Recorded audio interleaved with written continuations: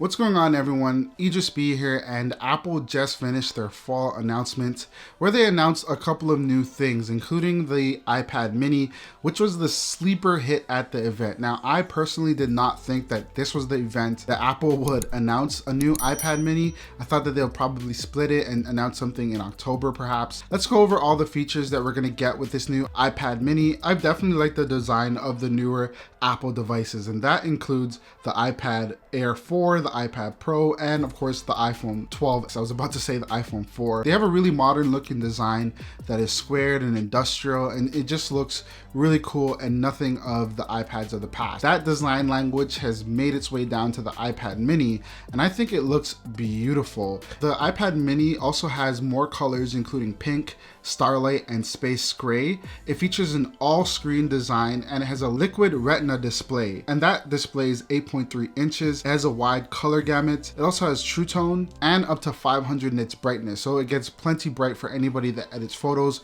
or watches content or is planning to use it outdoors. It also has Touch ID on the power button. I can't stress enough how much I want Touch ID on some new devices. I'm kind of bummed that they did not announce it on the iPhone 13. It would be cool to have Face ID and Touch ID on it, and the fact that it's on this iPad mini means that it's pretty cool. So if you take it out somewhere where you're going to be wearing a mask, you can rest assured knowing that it is already built into the power button, which is a cool and intuitive way to unlock your device since you're going to press the power button anyway. Another major feature that I'm really excited about on the iPad mini is the fact that it has USB-C. And hallelujah, it has USB-C. Something that we don't see on the iPhone 13, but it is on the iPad mini. So this allows you to plug it in and interact with other devices. So if you have external SSDs or cameras like this one, then you'll be able to plug it directly into the iPad mini and get work done. This is something that a lot of professionals want, and it is definitely good to see it go onto the iPad mini. When I'm on the go, I can edit photos and thumbnails for my YouTube channel. That is definitely a major reason why I'm probably gonna buy the iPad mini. It also has 5G if you're going for the cellular version.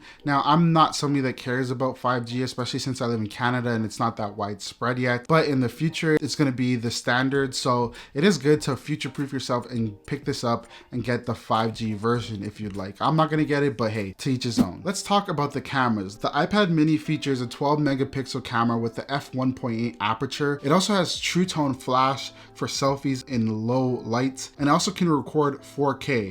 It has a 12 megapixel ultra wide camera in the front as well, and that camera features center stage. So what that means is that you're able to move across the frame of the camera, and the camera will keep you in focus at all times. And this is really a cool feature for people that connect with their pals over the iPad mini, because it means that it gives you more mobility to just move around and leave your iPad without worrying about adjusting it and not getting the right angle. Personally speaking though, I've never used it on my 2021 iPad Pro.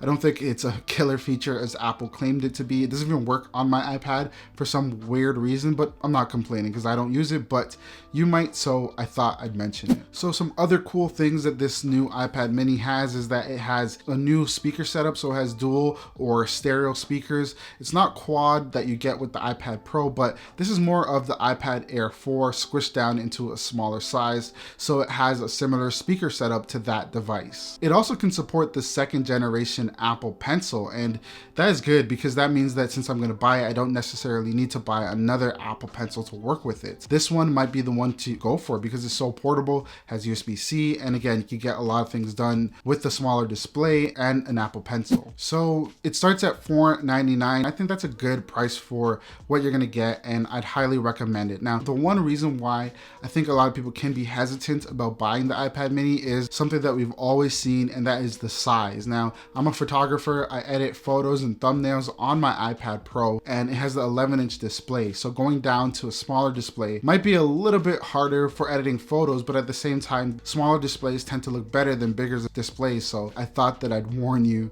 about that. If you're somebody that is used to bigger screens, somebody that watches a lot of content, you might be better with a bigger display. But yeah, those are the reasons why I like the iPad mini 4 and all the things that Apple announced with it. Let me know in the comments down below if you're interested in this device and anything you want me to cover in my full review coming soon. Thank you guys so much for watching. I'm gonna see you guys in the next one. Peace.